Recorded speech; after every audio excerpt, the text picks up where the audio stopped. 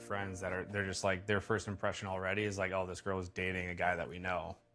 Apparently they hung out like the Friday before she left on Sunday. And apparently the guy's like still texting her and trying to see her and stuff. And he lives in the freaking building that we moved into. I'm so confused. I don't know which is worse. Monica's sister's comments or the fact that you have Dave who seems to be afraid of his family and is afraid to make any choices or decisions without their approval. And it's like, so what did they teach you growing up? Why don't you, as a grown man, have any skills to sort of cope with your life? Make that make sense? Anyway, hey there, thanks for stopping by. It's your girl Valerie. Welcome to my channel. If you're new here, don't forget to subscribe, click the like button, turn on the notification bell for when I upload new videos, and definitely leave a comment. In this episode, I'll be reviewing Love is Blind, Season 8, Episode 8. I'm a bit confused because I think in the last episode we had Dave and Lauren having the conversation about her having dated people that he knew. And then suddenly we're in a new episode and it's totally different scenario. And it's like, so what happened to that conversation? Were we not supposed to hear the end of it? I would have liked to know what the conclusion for that was, unless they're saving it because there's more to come from that conversation. Anyway, we then suddenly catch up with Taylor and Danielle. They on the beach, they're just strolling hand in hand. They've been the calmest of all couples, it seems. They haven't really sort of shown whether they're physically attracted to one another. They seem like an old married couple that's just on holiday and just are doing their own thing. You have Devon and Virginia. They are sort of surfboarding, whereby you have a paddle and you're sort of standing up. I don't know what it's called. I remember seeing it pitched on Shark Tank, that I can say. They seem giddy. They seem excited. It's really cute that they're really enjoying themselves. Dave and Lauren, they're underwater, sort of surfboarding or snorkeling on what looks like a scooter. That's not my thing. That's not my thing. With my claustrophobia, I would pass out down there. And then Monica and Joey, they are doing yoga. One of the poses I didn't understand. I've done yoga. I did. I wanted to lie and say I've never done yoga, but I did in Bali. And so when they're doing bum to bum, I don't quite get that. Is that a yoga pose? Somebody tell me. And then you have Ben and Sarah. Ben and Sarah are a confusing couple for me because I don't think they have an emotional connection. I think it's more physical attraction because you really don't get the substance of what they are about. It seems more superficial, but that could just be my sort of biased opinion. You have all the couples getting ready and they're excited because it's their first get together since they've been engaged. I would have thought they were on the same flight, but then I remember as well, there's this mystery that they try and keep because in previous seasons, we've seen people be shocked at who's coupled up with who. So it's going to be interesting to see because we don't have anyone that was in a love triangle on this season on the trip. So I think we'll have to wait for when they have the whole pod squad meeting. But anyway, you have Lauren and Dave be the first to arrive. They're followed by Sarah and Ben, who are followed by Virginia and Devon. And you hear Dave go, "Oh, beautiful." So I think he was like, "Oh my God, did I miss my shot?" You have Taylor and Danielle. They are very cutesy. Monica and Joey. Joey's always happy-go-lucky, and it's quite cute to see him. So you have Monica make a comment that I didn't understand. She said, "Oh, she loves Ben, but she's here about Joey and only Joey." And it's like, was she connected to Ben then? Is there something that we missed out that we didn't get to see? I'm curious. So you have everyone having chats. At one point, you have Lauren and Dave sitting down with Devon and Virginia, and it's like they really look cutesy. It's not as messy as before. But then Dave starts this conversation that I didn't quite understand because he has a conversation with First, he speaks to Devon, asking Devon, "Have you two had sex?" And Devon says, "No, we haven't. We don't want that to mess everything else up, so we're going to take our time." And then he goes off. He has the same conversation with Virginia, and it's like, why is he obsessed with everybody else's sex life? Why does he want to know what everybody else is up to? No one has asked him what he's up to, so why is he that curious and interested in everybody else's sex life? The only one who's curious whether production had actually made, Dave their messenger to find out who was having sex. Because next you are sitting with Monica, asking Monica, "Oh, so what happened? Have the two of you been physically intimate?" And it's like, Dave, that's not your business. That really is not your business. You need to focus on what's happening in your marriage. I love that Monica actually asked the necessary question because she asked him, what about Lauren stood out that made you think that she was a better option for you than Molly? And his reason tells you everything you need to know. He said, well, Lauren, the moment she told me that I was it for her and there was no one else, was the moment that I realized that, yes, she was my person. And it's like, nah, that doesn't make sense. That's more or less him telling you that he wanted someone who was going to prioritize him. As long as you prioritized him, then he was good. Otherwise, if you didn't prioritize him, then there was nothing there. I couldn't get that. Monica was having a conversation with Joey. It seemed cute. It seemed very, very innocent because Joey has always seemed like he's a very innocent guy. He's got this innocence about him that makes it difficult for you to sort of think he would be capable of doing anything wrong. You have Danielle having a conversation with Sarah, and he's really talking about how he feels about Taylor. He hasn't asked about anybody else's business. He knows only his business. Oh, because Sarah asked him, how did you feel when she sort of asked you about the Instagram stuff? And he said, I felt really terrible because I would never do anything like that. Just imagine me sitting in the pods and hearing that and knowing that I've seen her on Instagram and then continuing to go through the process only to propose to her. That's not me. That's not something that I would do. It was really cute because you then had Monica and him sort of have conversations about their partners, and he was talking about how much he really loves Taylor. And it's like, I love this for them. I root for love, so I always love when we get couples that seem to be genuine and really focused on what they came onto the show for.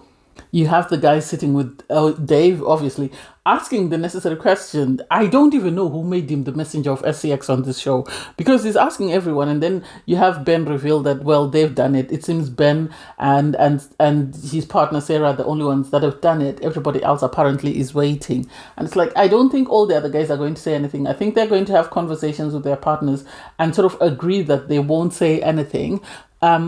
The ladies are having the same conversations as well. They're just checking in on each other and how their connections are doing. And Sarah is really excited about her partner. Virginia and Lauren have a conversation, which was very difficult to sort of understand. It was more or less them catching up and how do you feel about your partner? Where do you stand? Do you think you're comfortable? And Virginia was saying, I'm very comfortable with this man that I've only met a few days ago and I was talking through a wall, and I've been with a lot of guys. And it's like, well, I love that for you. If you're comfortable, that's the most important thing. Suddenly we see everybody packing up and it's like, how long have they been there?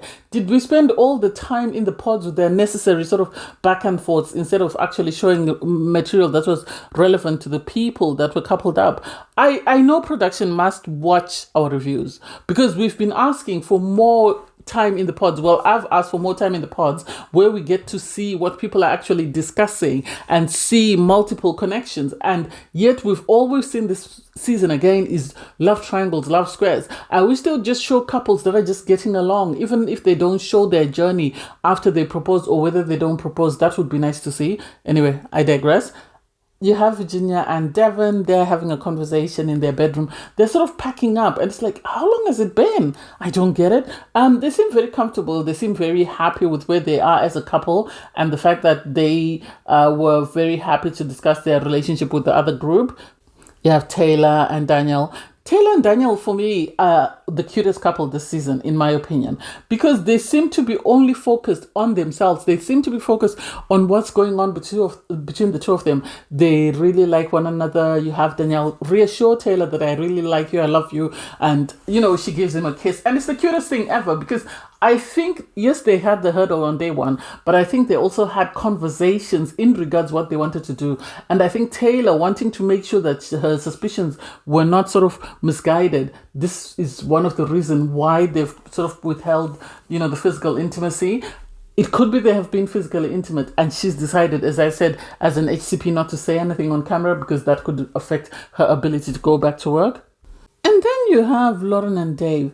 They're in their bedroom as well. They're having a conversation and Dave is sort of saying to Lauren, oh, I heard all about you today. Everybody said you're a very nice person and you're the cutest person. Because during his conversation with Taylor, I remember Taylor saying to him, you have to be nice to Lauren, because he started sort of being hypercritical. Oh, she goes to the toilet a lot, she moves a lot in bed. And Taylor had to say to him, you need to, be mindful. Well, she sort of said, you need to be mindful of the stuff that you're saying. And so here you suddenly have him saying, everybody was saying you're a very nice person, as though he's trying to convince himself that she is a very nice person. He then goes into this spiel about the fact that, well, Lauren asks him, what do you want to do, or who do you want to call when you first get your phone? And he said, well, I want to phone my sister. And so she asks, so are you phoning your sister with me, or are you phoning your sister on your own? And he says, I want to phone her on my own. And it's like, what is it about his sister? Something is a bit iffy because of the way he makes it seem like his sister is so very sort of not controlling, but very protective of it. It comes across as controlling, let us not lie. It comes across as controlling. He tries to sell it as being protective, and it's like, you're a 32-year-old man. Why is your sister bothered about who you marry? Yes, she might be worried about her siblings. She doesn't want you to make any decisions that could affect your future, but still at the same time, why is it that you can't even speak to her in my presence? What are you planning on telling her? Is my question. What is he planning on telling his sister? Or what does he think his sister will say that might upset her? So this is why he wants to try and prime her and have her ready before she speaks to Lauren. So these people went to Honduras just for us to see them at one event and to see them do one or two activities, and that's it. And for us to see Taylor and Danielle walk on the beach. I don't get it. I'm so confused because you have them all packing up and getting ready to go back to Minneapolis, and they're all excited to be going back because they get to move into the apartments, the shared apartments. And so this is for them to continue to grow their bond. And then in 4 weeks, they'll say yes or no. Nick and Vanessa are just explaining the process because everybody's coming back. And it's like, I don't know. I really don't know. So first to move in are Joey and Monica. Joey and Monica were the first proposal to be revealed. They seem to have been very happy and seem to be getting along, although Joey has his OCD, so he is worried about, the apartment. They're sort of discussing, well, Monica is trying to get them to discuss chores and how they're going to sort of carry them out, and Joey says, he likes to clean. Because of his OCD, I think he's taken to cleaning quite a lot, and the fact that he's an HCP and knows about a lot of infections, I think this is why he really is very clean and very particular about certain things. You had Monica talk about a situation whereby she had a spider sort of grow and lay eggs in the crotch of one of her trousers, and it's like, I am with him to say, how long was the trousers in the wardrobe? Because she says she used to just throw stuff on the floor, even if it would be clean, but it would be on the floor. And it's like, I personally don't get that. I think I'm like Joey when it comes to laundry. The day you do it, iron it and put it away. What's the purpose of you sort of having it hanging around somewhere? You're still going to need to do it, so you might as well do it on the day. Joey, I think, was side-eyeing her. I think he was side-eyeing her because he was trying to think, how dirty is this person? Because he said to her, okay, let's carry out an experiment and let's see how long it takes for that to happen, because I don't think it's something that would happen overnight. I agree with him. I don't think it's something that would happen overnight. I was a bit side-eyeing the production because whoever the cameraman is, he seemed to have a thing with, Monica's feet, because he kept sort of going to her feet. Yes, they looked dirty. They were in a clean apartment, so I don't understand how her feet were already dirty. That didn't make sense to me. I was just side-eyeing that because I was wondering, how can it be filthy when you've just moved in? You have Taylor and Danielle. Taylor and Danielle are the most organized of the group because when they got to Honduras, they unpacked their bags immediately. And you already see them unpacking their bags. They're putting their stuff away. Danielle has got his stocking, his Christmas stocking. They start talking about Christmas, and because they're trying to sort of look at the picture, I think they're the couple that I've seen that are sort of looking at the picture, not just up to the wedding day, but already past the wedding day, because they were talking about Christmas trees because they both love Christmas. And so she was sort of asking, so how many Christmas trees are we aiming for? And there was this sort of negotiation until Danielle said, okay, we'll aim for 3. And she said, okay, fine, give me the card and I'll go shopping. And it's like, I like how cute they are. I like how sort of they align. You can see why they chose each other, because they seem to align on a lot of things. They seem to align on what they want in a relationship, what they want in a partner. I love that, Taylor had her stockings on, so the camera crew couldn't just focus on her feet the same way they did with, Monica. You have Ben and Sarah having a conversation about their connection and the fact that, they're sort of having to plan a wedding. Ben is saying, he's never imagined a girl in a wedding dress, and this is the first time that he's actually imagined someone, and it's the cutest thing ever for him. She said she's never imagined herself in a dress, and so this is something that she's going to have to sort of think about. They have a conversation about, Sarah's sister, because we know she's very important to Sarah. Sarah's already said this, that she's got a gay sister who she values her opinion on a lot of things. And apparently the sister was concerned in regards to the experiment, that is Sarah being forced to do anything that she doesn't want to do. And Sarah is saying she reassured her sister that she's fine, she's comfortable, she's happy with her partner. And it's like, if you're happy, we love it for you. But I wish people like Sarah and Dave wouldn't focus on what their siblings want and actually focus on what they as individual people want in a partner, in a relationship. So you have Lauren and Devon move into their apartment. They really have long faces. They really look sad and miserable. And then it turns out Lauren confesses that apparently there seems to have been an issue with his family when he called them to tell them that he was engaged. It seems there's been some chats in his groups whereby people don't necessarily agree with his decision to get engaged. And it's like, what is it? I think there's a lot more to this story about who she's previously dated that we didn't get to see. This is why it was cut abruptly, because I think that it's going to make sense at some point. So they're very sad, and they're sort of, you have Dave reflecting on the fact that everybody else, their family seemed very supportive and happy, and yet my family, that doesn't seem to be the case. And it's like, you've been telling us about your sister, so it makes us all wonder what is going on with your sister. I can't wait to see what happens there. You have Dave and Virginia go to his apartment, and he's got shoes on shoes on shoes on shoes. I know this is a guy thing. Personally, I don't understand it. Why do you? Oh, anyway, I need to keep quiet because I've got so many shoes myself. But it's a bit too much. Those look more than 100 pairs, and you can imagine how much he spent on every single pair. He could have saved that money for a down payment on a property or something than him spending it on shoes. But then they could become valuable one day, and he could still make money that way. But I don't get it. His place looked really clean. I have to give him credit for that. It looked really clean. It reminded me of Jeff T. Every time there's a home visit, I think of Jeff T. from, Married at First Sight, how untidy his place was. And so this apartment was very clean. That was nice.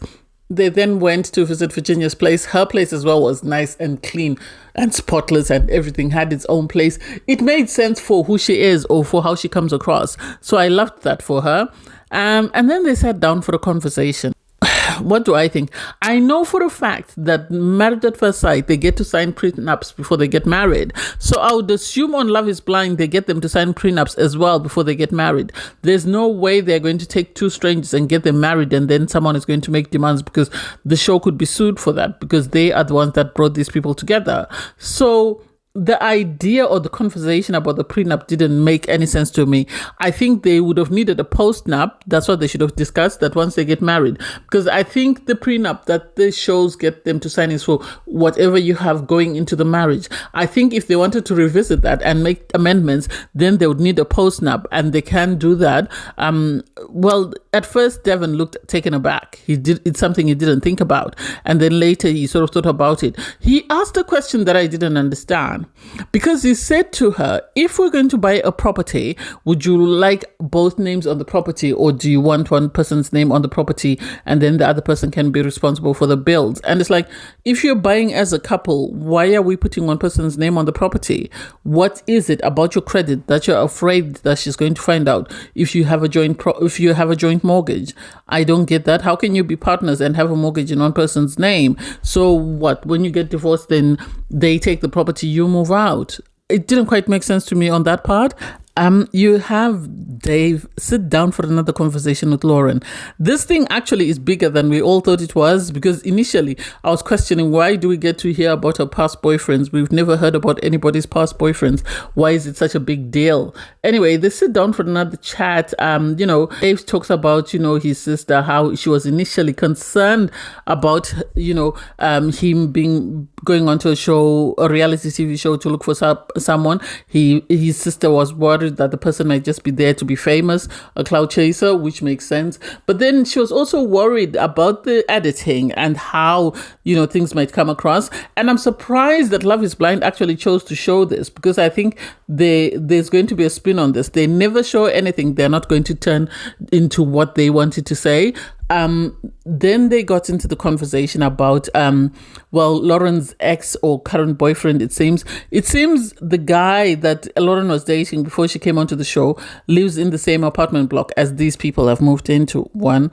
It seems his friends have spoken to these guys and to this guy actually, and he said they were still dating before she went onto the show, so he doesn't understand what they mean that she's now engaged to somebody else. Lauren on her part apparently is saying that they had separated. She told him that they had separated. So Dave doesn't know what to do with this information because he doesn't know who to believe, his friend or her. And this is messy.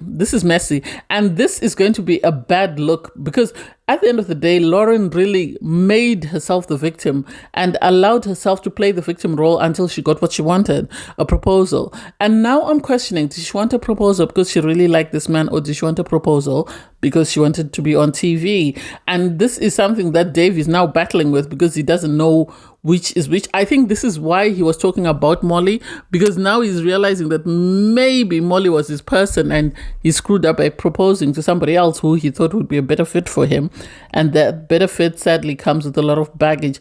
I know in the pods they might not have been allowed to talk about their exes, but the moment that they spoke about their exes, I think that she should have maybe made arrangements for Dave to meet this guy, especially if things are over. That way the guy can clarify. So I know this is going to be their storyline for the rest of the season, or for as long as they're on the show, and I can't wait to see where it goes. So you have Monica and Joey go and visit her family. It was the most awkward thing. They were sitting by a fire pit, and then they sort of walked into the house, sat down and sort of wanted to get to know Joey. At one point they had this sort of jam session where they have this box with all their sort of instruments that they play, and you could tell Monica was embarrassed. I think she wanted the floor to open up and swallow her whole because she didn't know how to cope with that. I don't think it's something she had prepared him for. She then took Joey to show him her bedroom, and she showed him the sock box, and apparently now I understand where Joey is coming from, because it seems everybody in the household, their socks stay in the same box, and it's like, oh, so is it a situation whereby you just pick up a pair of socks that matches what you're wearing, or is it you only pick out yours? What is it?